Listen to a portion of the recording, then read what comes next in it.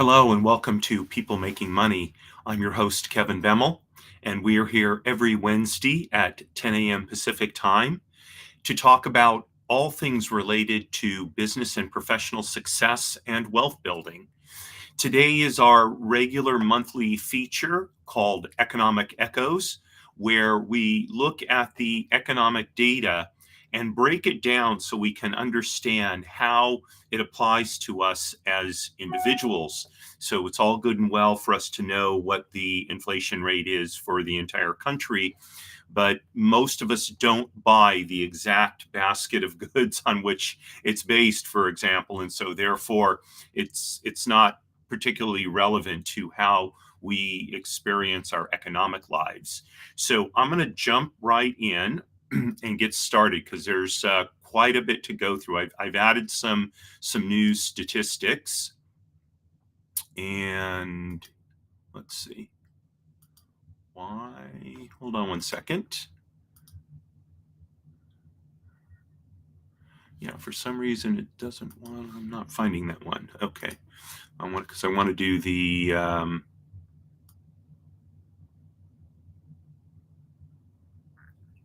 That's weird. Let's see where it is. Huh. Very, very interesting. 1, 2, 3, 4, 5, 6, 7, 8, 9, 10. This is boring, isn't it? I have this all set up, and that's really weird that it's not giving me the first one on the list. Okay, let's see. What are we going to do here? I've got an idea. Let's go back to, let's see if we open this up and see what happens. Okay, now let's try this. Here we go, one more time. Oh, there it is. Okay, it came up twice. All right, well, this is technology. What a great thing. Okay, so first thing we're going to look at is the consumer price index. This is the standard measure of inflation. Now, the consumer price index for all items rose 0.2% in August. Okay, and you can see here it is, 2% for all items. Food went up to so the overall rate, I should say, the 12-month rate, not the overall rate. The 12-month rate was 2.5%. Okay, food went up 2.1%. Energy went down by 4%. Okay, and everything, all items except food and energy went up 3.2%. Okay, so you can as I've talked about before, right away you can see that if you are, for example, not a big energy consumer, let's say you live in a mild climate, you don't have a car, so you can see that energy commodities, the price went down 10%. Okay, but energy services went up 3%. So here you can see fuel oil went down by, looks like about 12%. Yeah, 12.1%. Gasoline went down by 10%. But if, like here in California, we don't use fuel oil. So it doesn't matter that it took such a dramatic decrease because we don't buy this. Now, gasoline, we do, of course, in California. However, what I will say is, like for me, I don't drive very much. I maybe use a tank of gas every 2 to 3 weeks. So the fact that gasoline prices went down so much doesn't really have an impact on me. Okay, and this should take us. Okay, this takes us back. So you can see for energy. Okay, now let's look at food. Okay, so food at home went up 0.9%. Food away from home went up 4%. So again, if I look at myself and I say, well, I eat at home. I rarely eat out. So my food costs only went up about 1%. Whereas if I ate out at restaurants, my food costs would have gone out a lot more. So if you're doing a lot of, food delivery and such, your food costs probably went up more than the 2.1% overall. Okay, and here again, look at what different kinds of foods. So, food at home, cereals and bakery goods went down by 0.3%. Meat, poultry, fish, and eggs went up by 3%. So, if you have that, a high protein diet, your food cost probably went up. Okay, dairy and related products went up just a little bit. Fruits and vegetables went down slightly. Okay, and that's a large part of my diet, right? So, and here, what are these? Alcoholic beverages and beverage materials. Okay, so if you drink wine or whatever, that went up 1.3%. And finally, other food at home went up by 0.4%. But the main takeaway here is if you eat a lot of meat, poultry, fish, and eggs, your food cost probably went up more, okay, than would have been the case if you didn't eat a protein heavy diet. And again, just going back to this, so food away from home went up 4%. Okay, so full service meals slightly below 4%. Food away from home, limited service meals and snacks slightly more. Okay, not a big thing, but I mean, if you eat fast food or you go to restaurants a lot, the bottom line is your food costs went up quite a bit. Okay, and then all items less food and energy. So the cost of commodities went down. These are commodities not including food and energy commodities. Services went up by almost 5%. So let's look at these. Okay, so apparel essentially unchanged. New vehicles went down 1%. Used cars went down over 10%. Okay, but if you didn't buy a used car, what difference does it make, right? So commodity, let's see, these are medical commodities. Okay, went up about 2%. Alcoholic beverages went up about 2%. And so if you're a smoker, so the cost of cigarettes and smoking products went up over 8%. So again, if you're a smoker, you likely experienced a higher rate of inflation unless you happen to buy a new car at the same time. But do you see how this works? Depending on what you're buying, it really impacts how things how you experience inflation. Okay, and then in terms of services, so shelter went up 5%. Oops. Okay. So that's as far as that one goes. Here, services. Okay. Medical services went up a little over 3%, and transportation went up almost 8%. So, shelter affects us all. Okay. Medical services probably affects us all, although if you were healthy in the last month, then you didn't consume any medical services. Transportation services, again, probably everyone is affected by that. So as you look at these different numbers, you should get a sense for why you may feel like, well, gee, I don't feel like my prices went up very much, or maybe I feel like I actually feel a little bit better off. It felt a little bit better off in August than I did in June, July. Well, that may be because if you consume a lot of energy commodities, gasoline and fuel oil, so you had a big drop, right? On the other hand, like I said, if you eat a protein rich diet, if you are a smoker, those kinds of things would tend to mean you would experience higher inflation than you would have if you didn't have those things. Okay, so next, let's look at, I'm going to look at the consumer price index for Los Angeles. Now, obviously, most you don't necessarily live in Los Angeles, but you can look up the consumer price index for your location. Okay. Oh, by the way, all these links will be in the show notes after the show posts. But you can find a chart for the urban area in which you live. So, for here in California in August, inflation dropped a little bit from let's see, about 3.4% to, looks like it's just below 3%. So, um, pardon me, inflation went, yeah, 2.9% overall inflation. So food prices increased 2.5%. Energy prices declined 8.8% in California. Okay, and food, I mean, all items less food and energy rose 3.9%. So again, you can see the reason overall that it dropped was such a big drop, primarily in gasoline prices here in Los Angeles. Okay, and you can see, and here if you read in the details below, so you'll see food prices advanced 0.2%.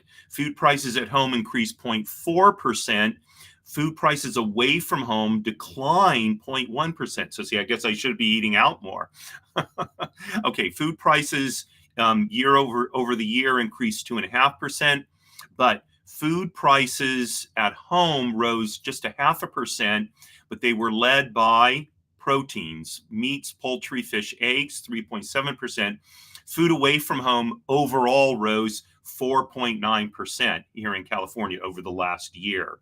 Okay, and going down to energy, so overall energy prices decreased 1.5% in August, mainly due to lower gasoline prices of 2.7 of a drop of 2.7%. Okay, natural gas increased 0.2% and electricity prices were unchanged. Now, looking at the year, energy prices declined 8.8% year over year, and it's largely due to gasoline prices declining over 13%.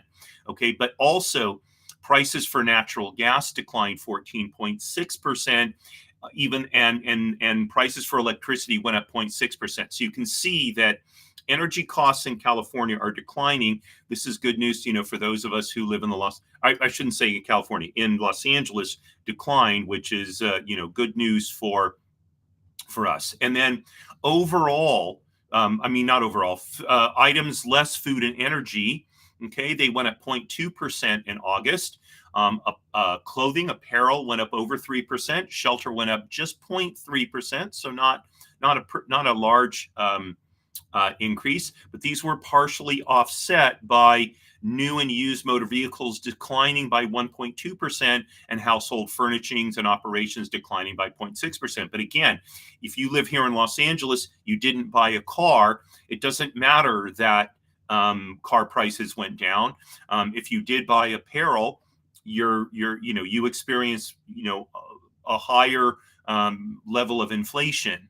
Okay, and then finally, looking at the year over year in rate of inflation for all items less food and energy, okay, that went up 3.9%, so almost 4%, and it was led by medical costs, which went up 6.4%, and shelter, which went up 5.5%. Now, here's the thing: most of us have some kind of medical expense and have shelter expense, so we experienced those. Now, they were offset by the prices of new and used motor vehicles. But if you haven't bought a car in the last year, doesn't matter, right? You experienced a higher overall inflation rate. Same with recreation. If you don't do a lot of recreation, I exercise and such, but I don't pay for recreation. So the fact that recreation went down by 3% in the last year really doesn't impact me. So as you look at these things, you should be able to get a sense of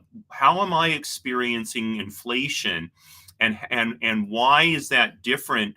Why may that be different than what's being reported in the news? Okay, so next, let's look at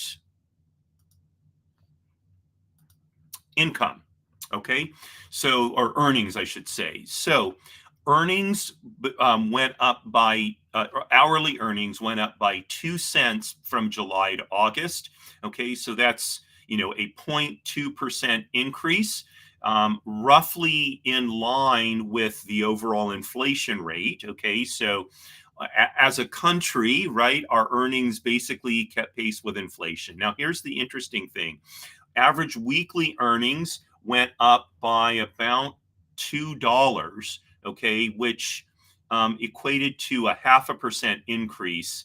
Not sure why statistically that works out, because you can see when you look at, oh, this is consumer price index, 0.2%. Okay, so in any event, okay, average hourly earnings went up by 14 cents. Okay, and so the averages really don't mean as much as the real average, because that is adjusted for, as it's seasonally adjusted. So you can see that we're still not seeing particularly strong income growth. So year over year, okay, average hourly earnings went up 1.3%, and average weekly earnings went up 0.9%. But inflation went up 2.6%. So again, looking at us as a country, we are still falling behind because inflation is growing faster. Prices are increasing faster than wages are. So the state figures on earnings won't be updated until later this month. So we'll look at those next month and see how that's going. Oh, shoot! I just realized I didn't show you the chart. Okay, well I'm not going to go back on that. Okay, next, civilian unemployment. Okay. All right, so the civilian unemployment rate, okay, you can see it was 4.2% in August, which is down 0.1% from July. That's the overall, what did I do here? That's the overall unemployment rate. So it's still at about, it's still over 4%, although, 4% is not a terrible unemployment rate. Now, let's look first of all at men 20 years and over. So their unemployment rate this month is 4%, which is even with what it was in July, okay? As opposed to women 20 and over. So women 20 and over, their unemployment rate is 3.7% this month. Down from 3.8% in July. So it went down slightly. Okay. Now let's look at teenagers. Okay. Notice their unemployment rate went way up to 14.1% from July, where it was at 12.4%. Okay. Now remember, August is still the summer, although I know some teens went back to school. But teen unemployment. So you can see that. Let's find another August period here. Let's look at okay, April, May, June, July, August. Okay, so August 2019, teen unemployment was 12.3% versus July of 2019, it was 12.6%. Okay. July 2023, it was 11.3%. August 2023, it was 12.3%. So you can see that having jumped up to 14.1%, teen unemployment is definitely significantly worse this year than it has been since, well, that's in January. Since November of 2017. That was so 2017, early 2018 was the last time teen unemployment was that high. Okay, so it is a sign that the economy is cooling. Okay, which is what the Federal Reserve has been trying to get happen. And of course, typically teens are hit first in terms of unemployment. Okay, unemployment among white Americans in August, 3.8%, on par with July. So it was basically the same. For Black Americans, unemployment in August, 6.1%, down from 6.3% in July. So improved a little bit for Black Americans. Okay, Asian Americans. Okay, so August unemployment went up to 4.1 from 3.7 in July. So the August figure is basically back to where it was in June for Asian Americans. And then finally, for Hispanics, Latinos, okay, August, the unemployment rate 5.5%. And in July, it was 5.3%. So it did tick up a little bit. So overall, although overall unemployment went down a little bit, or just slightly, you can see depending on what your demographics are, you may have experienced that differently. Now, as I've mentioned before, the unemployment rate doesn't mean a whole lot to us as individuals if we're already employed, except that it's an indicator of whether we want to not quit our job. So and so these national statistics don't mean a whole lot to us. But let's look at the state statistics. Okay, unemployment rate for states. And you will see once again, South Dakota has the lowest unemployment rate in the country, followed by Vermont, North Dakota, New Hampshire, Nebraska, Mississippi, etc. So the lowest unemployment for the most part is in the Midwest and the Southeast. Okay. Vermont and New Hampshire are sort of the outliers in the Southeast there. Okay. On the other end of the spectrum, Washington, District of Columbia has the highest, okay, 5.5%. Now, you're going to find that interesting, I think, because you're going to see that once again, one of the biggest increases in employment was in government services. Okay. Nevada took the number 2 spot, and I should say the 50th spot. And then California and Illinois were tied for 48. So they, 48, 49, the 48 and a half spot, right? But you can see that aside from Kentucky and Ohio, most of the states that have the highest unemployment are large states, and that tend to be in the northeast seaboard or here in the west. Okay, so Washington, California, and where Oregon here is at 4%. Okay, so all of those are above the mean. And let's see here, where's 25? Okay, so the mean is at about 3.5%.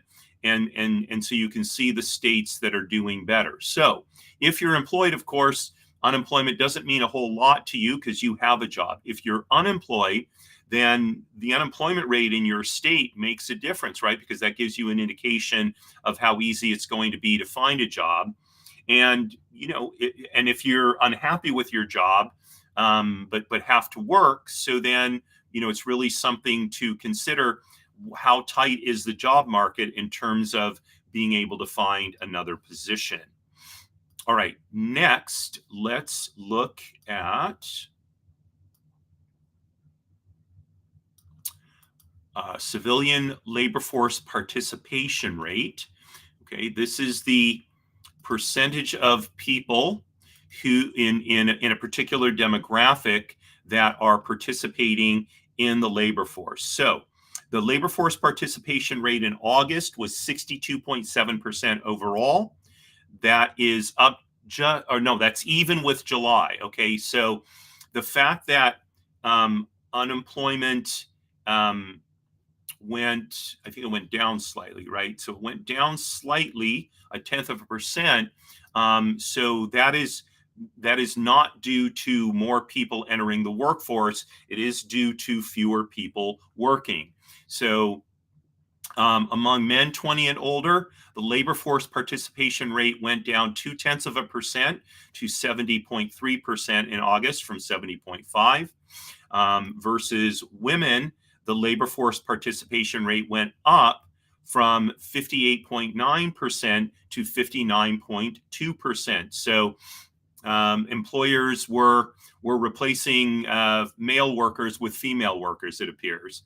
Okay, and we'll put on top of that. So the teen participation rate declined by 35.7%. Okay, so this is particularly interesting. I'm sorry, it didn't decline by 35.7%. It went down to 35.7% from, where's the July figure? From 36.4%. So what that means is even as teens were leaving the workforce, their unemployment rate went way up, which means a lot of teens lost their jobs. Okay, and that is a sign of a weakening economy. Okay, for white Americans, the labor force participation rate in August 62.3% versus July it was flat. Okay, for Black Americans, labor force participation rate 62.7 in August, down from 63.2. So it declined not 5%, 0.5%. Okay. Now, as the labor force participation rate declines, so let's see, we also saw Black American unemployment decline, and that could be because not because more Black Americans are getting jobs, but because more Black Americans are giving up looking for work. Okay, so that's why we need to look at both of these statistics in concert to really understand what's happening.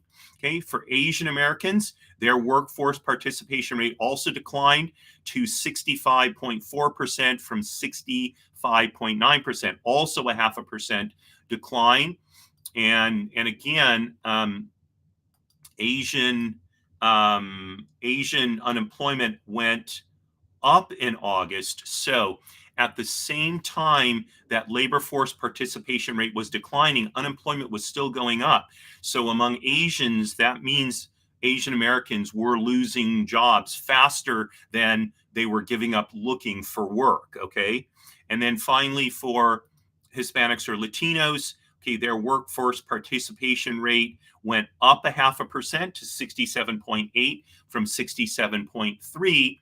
And that compares with their unemployment rate also going up about 0.2%. So it could be that rather than Hispanics losing their jobs, what's happening is more Hispanics are entering the workforce, which makes their unemployment rate look higher, even though Hispanics in general were not losing jobs. Okay, so from a demographic standpoint, that's comparing workforce participation rate with the unemployment rate. Like I said, those two really have to be looked at in concert. I don't have workforce participation rates state by state. I'm still trying to find a source for that, but I'll keep looking. Okay, next we're going to look at, excuse me, we're going to look at employment change by industry. Okay, so the largest increases, once again, were in construction, which gained 34,000 jobs, or a 0.4% increase. Private education and health services, 47,000 jobs for a 0.2% increase. Leisure and hospitality, 46,000 jobs for a 0.3% increase. And government, 24,000 jobs for a 0.1% increase. Now, the key thing to note is because government pays for so much of education and health services, these are really government-funded increases in employment, whereas construction and leisure hospitality are private sector funded increases. Okay, so we can look a little bit into some of the details. So in construction, across the board, employment increased.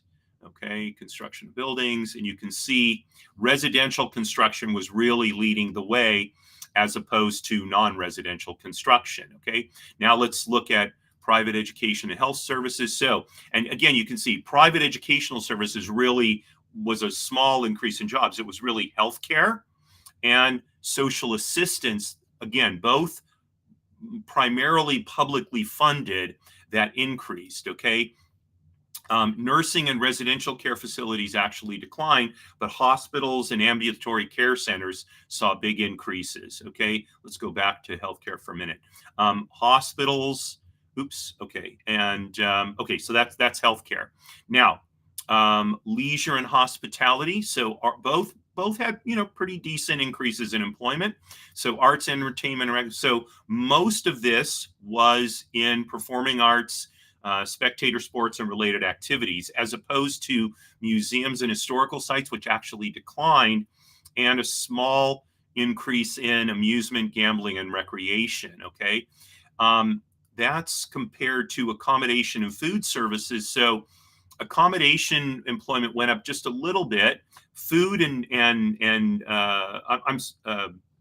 food and drinking went up quite a bit, almost 30,000 jobs. Okay. And then finally, government. So local governments led the way with hiring. Okay. And state government and state and federal government, basically the hiring, just a little bit of it is essentially flat. Okay. And local government hiring, education went up somewhat, but it was really in local government, excluding education, that most of the jobs were created. Now, let's contrast those with the sectors that declined, all of them private sector: manufacturing, retail, trade, and information. So let's look at manufacturing. Durable goods manufacturing declined 25,000 jobs. That is a sign that the economy is slowing. That is one of the things that economists and the Fed look at. Okay, whereas non-durable goods, actually employment went up just slightly. Okay, and if you want to look at where did durable goods decline the most, so look, transportation equipment manufacturing went way down compared to the others. Okay, electrical equipment and appliances, another large drop. Computers went down, machinery, furniture went down. So almost across the board, well, I mean, across the board, all sectors of durable goods went down, but it was really, it was not only in things like furniture and appliances, but also machine tools and the kinds of durable goods that are used to make durable goods, that went down. Okay, as opposed to non-durable goods. So food manufacturing employment went way up, and that was offset by declines in textiles and textile product mills, printing and related activities, chemical manufacturing. So tobacco actually went up a little bit, so it was really food and tobacco that offset these other declines. Okay, so depending on what sector you're in, or what if you're looking for a job, this is showing you where job growth is currently occurring. Okay, retail trade. So this is kind of a mixed picture. So employment in motor vehicle and parts dealers went up, but building material and garden equipment went down. Food and beverage retailers went up. Now, interestingly enough, furniture, home furnishings, and appliance retailers, their employment went up, even as the employment for manufacturing those went down. But general merchandise retailers went down. Health and personal care retailers took a big drop by comparison, 6.6 thousand jobs. Okay, gasoline stations basically even, and clothing and retail went down 5.5 thousand jobs. And then sort of amusement, musical, sporting goods retailers, they also declined. So you can see that the few sectors that went up were offset by much larger declines in other retail sectors. Okay, these are motor vehicles. So interestingly enough, motor vehicle parts went up, employment went up, while as did automobile dealers slightly, although statistically it went up 0%.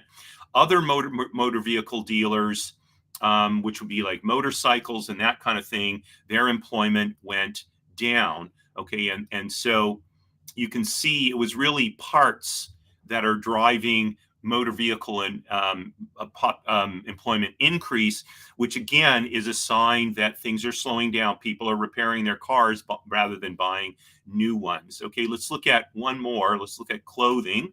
Oh, no, that's just, it is what it is. Okay, and healthcare and personal retailers. Nope, that just is what it is. Okay, so there's no detail on those. Okay, and last, we're going to look at information. So motion picture and sound recording lost 4,200 jobs. Publishing, 3.7 thousand jobs. Broadcasting went down by over 1,000 jobs. They were slightly offset by telecommunications, computer infrastructure, and web online services. But overall, you can see big drops in motion pictures and sound recording and publishing and broadcasting. Okay, these are really the drivers of employment change. Okay, and so that's why overall information lost 7,000 jobs. Okay, so depending which sector you're in, again, this gives you an idea of how particular industries are going in terms of employment opportunity. Now let's look at the 3-month. You can see most of these trends stay the same with 6 months, and same with the 12-month. Now, it's startling, not startling, but of the jobs that were created in the last 12 months, almost 1 million of them were in private education and health services. And again, private education services, only 38,000 of those. The vast majority were in healthcare and social services, which are all driven by government spending. Okay, and government, again, let's look at government. So you can see over the last year, local governments have accounted for over half of government employment increases, but still, state governments have increased employment over 100,000 jobs, and the federal government over 50,000 jobs. So all sectors of government are increasing, and indeed, the increase in federal government jobs was offset slightly by a decrease in postal service workers. As you know, the postal service is not doing at all well. Okay, so if you're considering changing jobs or looking for a job in a different industry, definitely take a look at these employment trends. These employment trends, because they're really going to give you a sense of where there is opportunity. Okay, now employment by industry, state by state. Okay, here we go. Okay, so this is total non-farm employment. And of course, the largest states have the largest number of people employed. Let's look at construction. Okay, it doesn't really change the picture that much from the national, or from the overall. What was another one? We looked at information. Okay, again, the picture doesn't change so much. Education and health services. Again, the biggest states have the biggest population, biggest employment numbers. Leisure and hospitality, okay, doesn't change the picture too much. And finally, government. So you can see which states have the largest number of people employed in government. So you can look at your state and get a sense of what the employment figures are.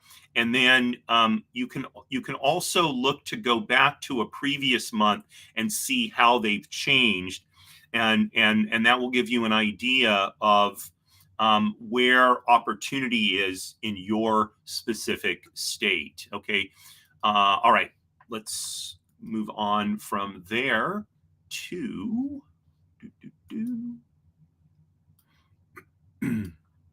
Okay, job openings.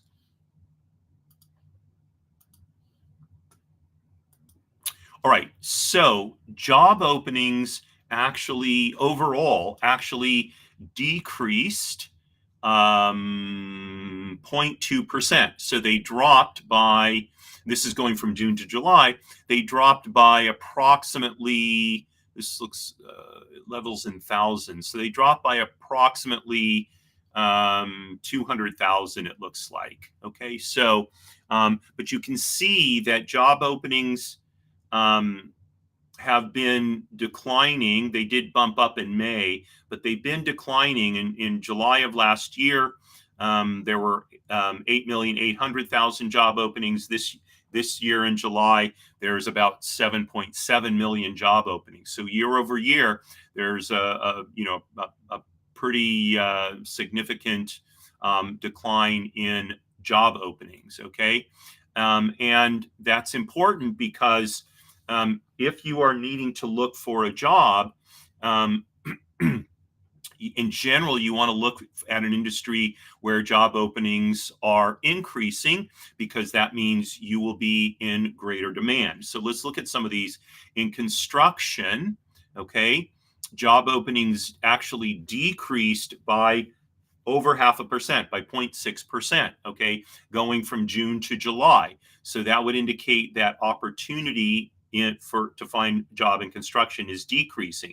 Now let's compare that with, let's find one that's increasing. Okay, here is, oh, other services. Okay, I don't know, that doesn't do us any good because who knows what that is. Okay, so interestingly enough, openings in arts, entertainment, and recreation increased by 0.6%. Okay, so if that field interests you, so there are more jobs opening up there, and since they're looking to fill more positions, that might give you an advantage. Okay, let's look at private education and health services. Openings went down by 0.7%. So even as employment is increasing, the rate of increase in private education and health services is probably tapering off, as it is in, well, it's actually overall increasing in government.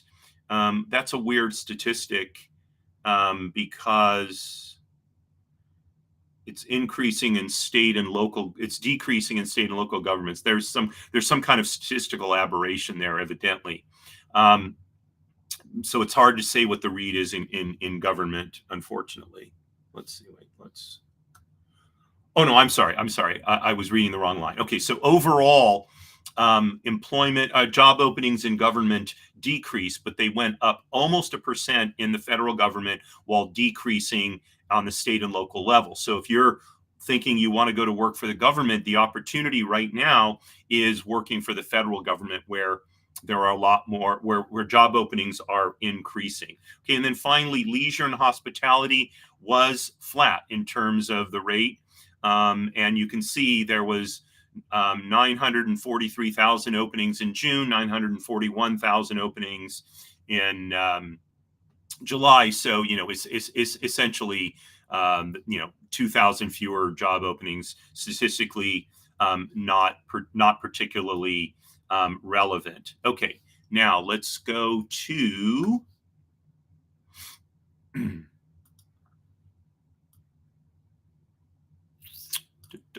okay, job openings by state. Sure. Okay. And you can see that the states with the highest rate of job openings overall, it's 4.6%, but Alaska is at 6.4%, Colorado 6.1, Oklahoma 6, Mississippi 5.3, Kentucky 6.2, West Virginia 6.3, Virginia 6, and Maryland 5.8. So those have the highest percentage of job openings, and you can see as the color gets lighter, the percentage of job openings declines. Now let's look at well, we can't go into sectors, unfortunately. So okay, so again, if you're looking for a job, the most job openings tend to be in the dark green states, with the medium green states following. So it's interesting that there's a lot of job openings in North Dakota, even though I'm sorry, North Dakota was fired. There's kind of a mid-range number of job openings in South Dakota, but South Dakota, as you recall, has the lowest unemployment rate in the country. Vermont had, I think it was the second lowest unemployment rate. but it has on the higher end of job openings. So, as you look at that, there's a lot of job openings in Vermont, but there's a low unemployment rate. So that's an opportunity because what it means is there's a lot of jobs, but not a lot of people to fill those jobs. Okay. So, ideally, what you want to look for if you're thinking about relocating is a state with a high amount of job openings, but a low unemployment rate, because that means employers are going to find it difficult to get people, and they're going to have to compete for employees by raising wages or at least offering more favorable employment terms. And District of Columbia. Okay, so yeah, that had a very District of Columbia had the highest unemployment rate, you recall, 5.5%. They also have a pretty high rate of job openings. So most of which are probably, it would appear, for the federal government. Okay, all right. So, and let's just go back to, yeah. Here, let's see. Let's look at where is okay. So Mississippi has a 2.7% unemployment rate, but it's got a 5.8% job openings rate. So again, low unemployment, high number of jobs, good area to consider going to if you're looking for a job. Let's find Oklahoma. No, I think Oklahoma. Okay, yeah, Oklahoma has a mid-range unemployment rate. Let's see, Mississippi. Let's look at Colorado. That might be. Where is Colorado? Da, da, da, da, da. Colorado. Nope. Colorado. Okay, so Colorado has a 3.9% unemployment rate. So again, higher unemployment rate, high percentage of job openings, but not as good an environment as, say, New Hampshire or North Dakota. So North Dakota, I think, had a 2.2% unemployment rate, but it has 4.9% job opening rate. So high number of jobs open, low unemployment rate, opportunity. Okay, so those are the kind of things I recommend you look at if you are going to be job hunting. Now, let's see. All right, so now we're going to get into something I haven't covered before, and that is we're going to look at the median sales price of homes sold in the U.S.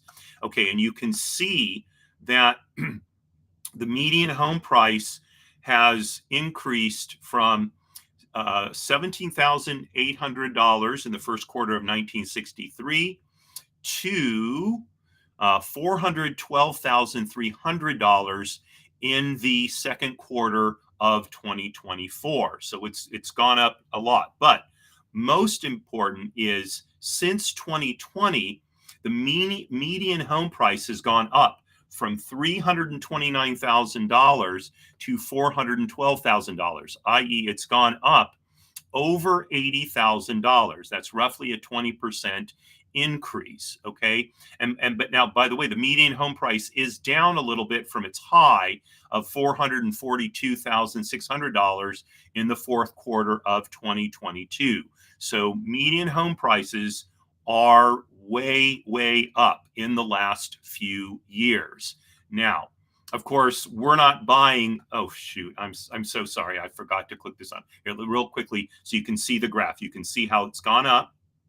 Okay, up. Okay, here it is in 2020, 317,000 actually, and here it is in 2024. So it's gone up roughly $100,000, $95,000 since the second quarter of 2020. So in 4 years, it's gone up $95,000. That's over 30%. Okay, huge increase, and you can see by the steepness of the curve why that's the case. Okay, so but of course, we're not buying the median home in the United States. We can't do that. We have to buy a median priced home in a particular location. And so we're going to look, this is the United States housing market. This is on Zillow. And what this allows us to now, by the way, this is looking now at the average home price, which is different than the median home price. The median home price means 50% of homes cost more than the median, 50% of homes cost less than the median. The average home price is the total value of all homes is X divided by the number of homes. That gives you the average. So the median and the average are not the same thing.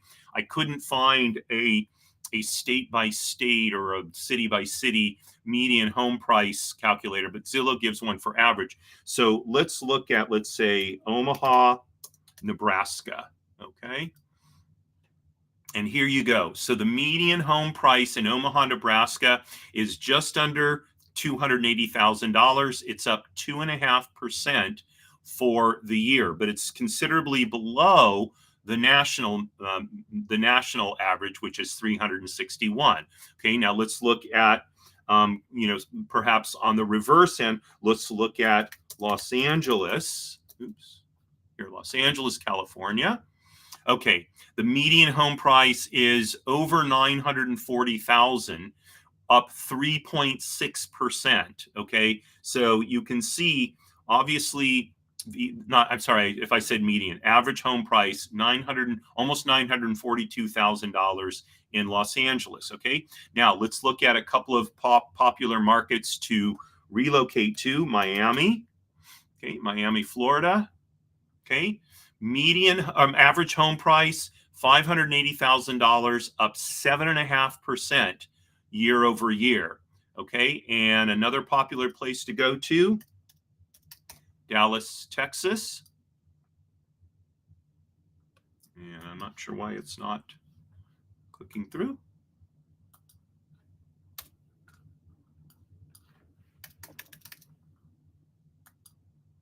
Huh, I don't know what the deal is.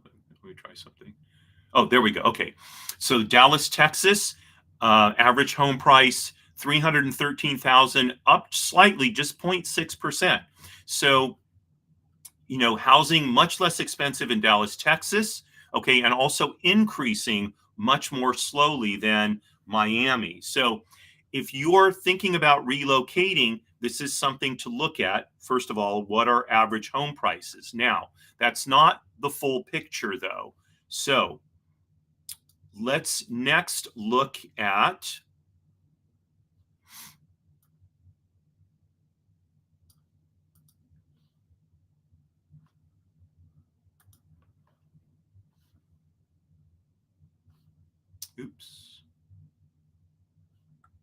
wrong one. Sorry about that. I clicked on the wrong thing. Okay, here we go. No, wait. Okay, yeah, here we go. Okay, now let's look at rent.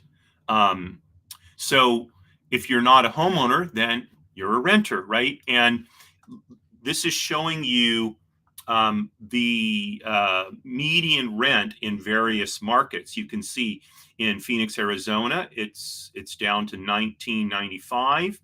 LA, 2,800. So you can see in these markets it's gone down, and in general it's gone down. However, in Chicago it's overall up. Okay, but we can look specifically. So let's look at the same markets. Let's look at Omaha, Nebraska first of all. Okay, so the median rent for all apartments just under $1,500, which is down $29 month over month, but it's up $28 year over year. Okay, now let's go back and let's look at Los Angeles. Okay, Los Angeles, the average rent or the median rent is $2,800. Okay, up about $5 month over month, but down almost $200 month over month. Okay, so what you can see the median rent. That's last year here. So you can see indeed rents have been pretty flat here in Los Angeles over for this year. Okay, even though but they're down significantly from the year before. So that's good news for for the California market. Okay, let's look at another area. Let's look at Miami. Okay, so Miami too, rents were much higher last year, and then they came down toward the end of the year.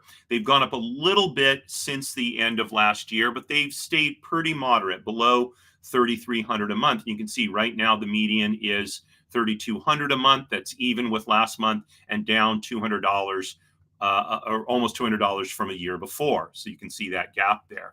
Okay. And but you can see from in January it took the big drop. It was really January of 2023 to November, that was really the big drop. Okay, so rents are also declining in Miami. And then finally, let's look at Houston. Okay, again, all these links will be in the show notes so you can do this same kind of analysis.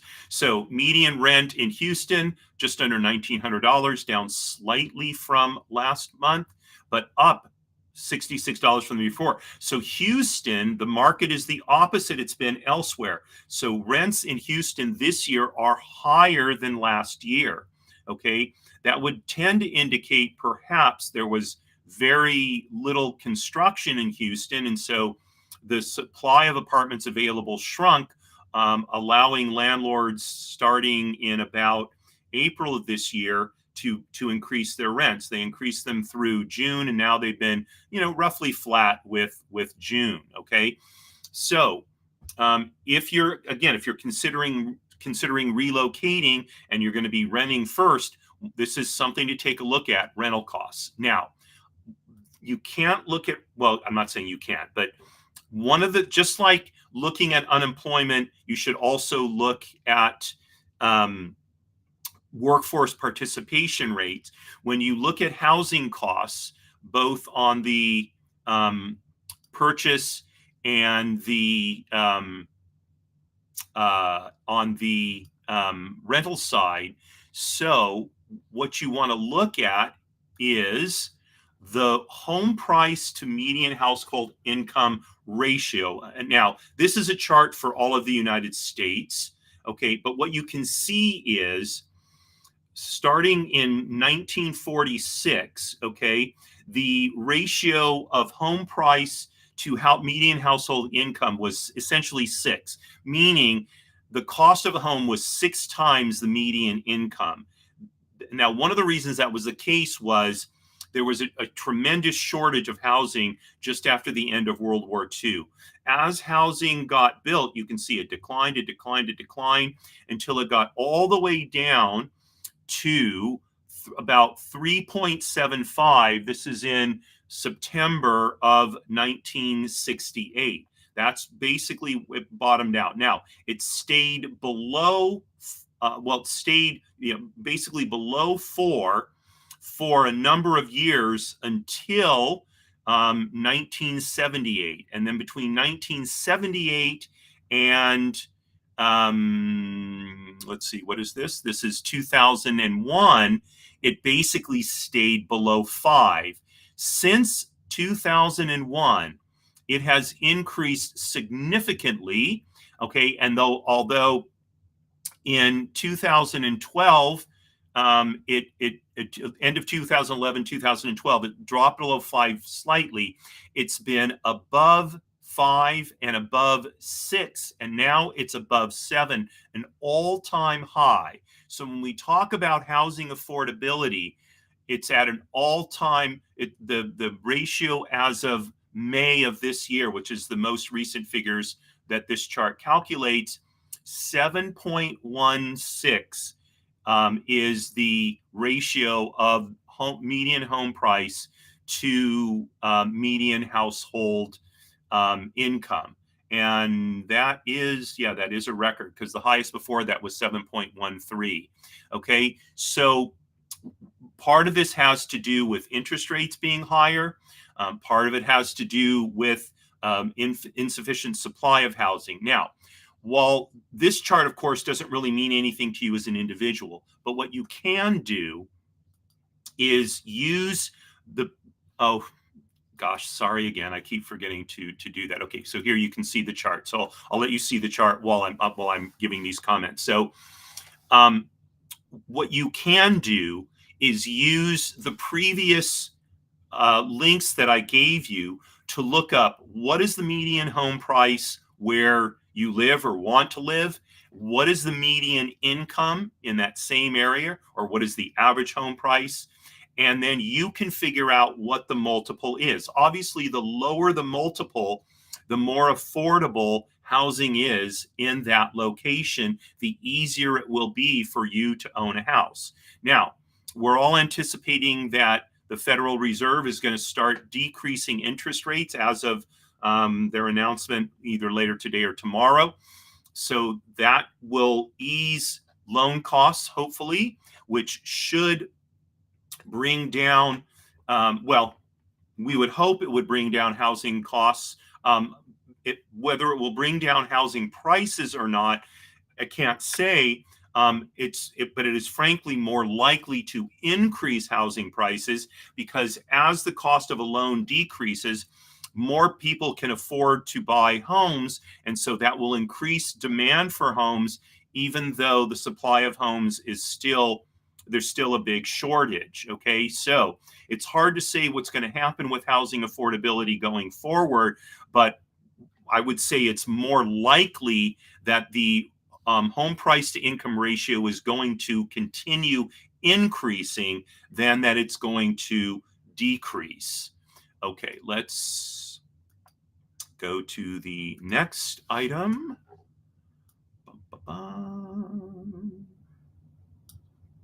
Okay, so you'll see this link if you want to know the median household income by state.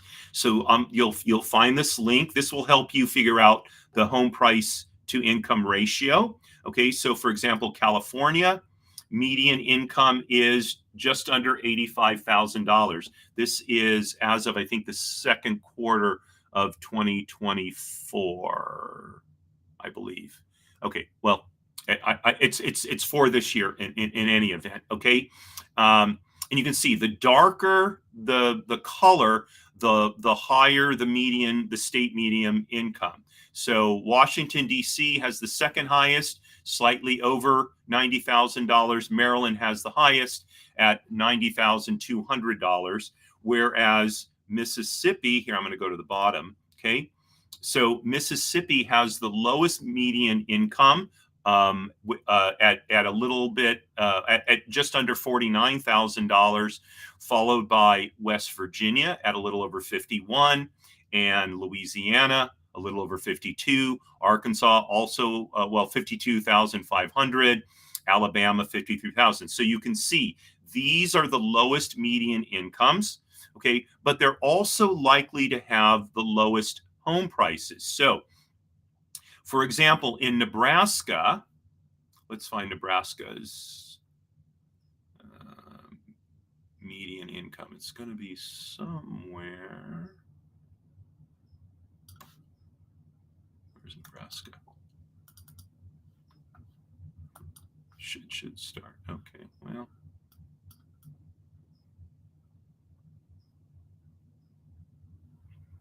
Why can't I find Nebraska? Nevada. Okay, here, Nebraska. Okay, so Nebraska has a median income of just under $67,000. So if I recall, the average home price in Nebraska, at least in Omaha, I think it was about 280. Yeah, it's about 280,000. So I'm just going to do a rough calculation here. Okay, so $280,000 average home price divided by median income 66,817 equals. So the ratio of home price to median income in Nebraska is 4.2, way below the national average. Okay, so that shows you that housing in Nebraska is much more affordable than let's look at let's look at California. So we looked at I think it was Los Angeles, and if I remember, the home price was 941,000. Yeah, almost 942,000. There we go. Okay, so the average home price in Los Angeles, $942,000. Oops. And we're going to divide that by the average, by the median income in California, which is 84,907. Okay. We get a housing cost to income ratio of 11.1. Okay. California, one of the most expensive states to live in. So even though California has the sixth highest median income in the country, because its housing prices are so high, its housing is among the least affordable in the country. Okay, so this is a kind of calculation I would recommend you do if you're considering, relocating, because it's all good and well to say, well, I'm thinking about relocating to Washington. Well, because Washington has a median income of over $84,000. Well, that's great, but housing may not be more affordable in Washington than it is where you're at, even though you can get a much higher salary. Okay, so now obviously we're talking on a purely economic basis here. If there's other reasons for relocating, of course, those need to be taken into account. Okay, and next.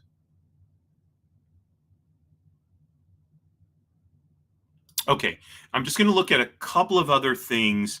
I'm still looking for better statistics. So these are the rankings of average net worth and median net worth. And you can see here that the states with the highest net worths are not surprising. Connecticut, average net worth $878,000. California, $778,000. Vermont, New Jersey, Washington, Massachusetts, New Hampshire. Okay, New York, interestingly enough, is 650,000. We think of Manhattan as being a very wealthy area.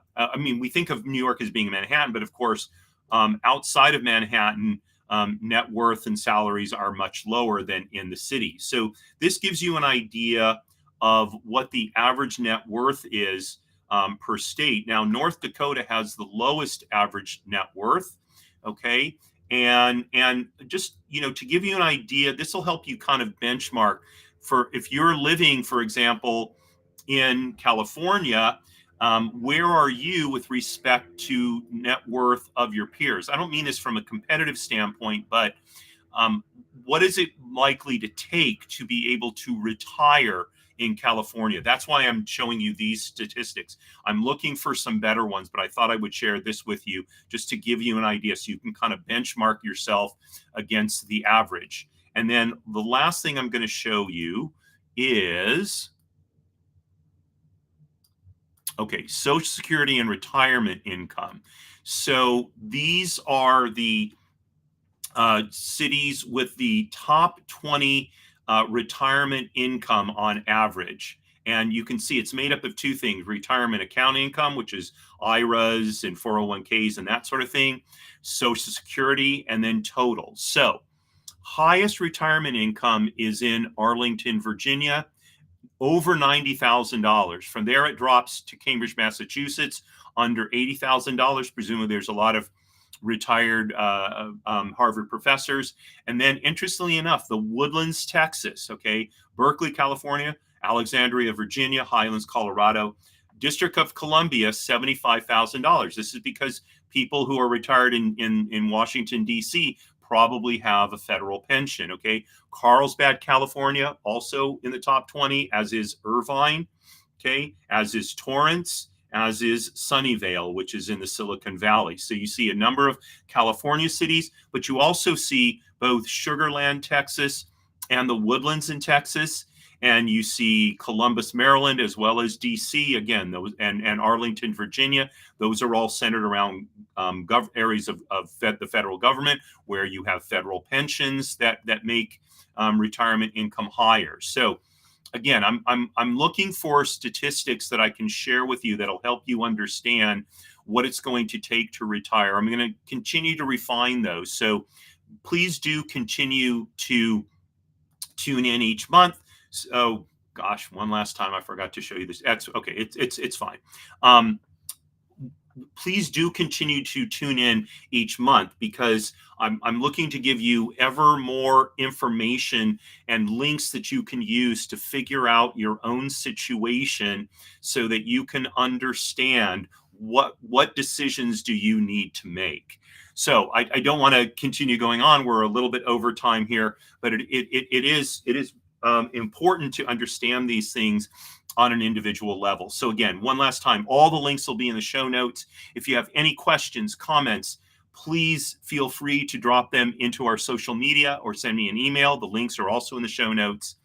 And I thank you very, very much for watching today and wish you, this is our last show for this week. So wishing you a wonderful rest of the day and a wonderful rest of the week, and signing off as I always do.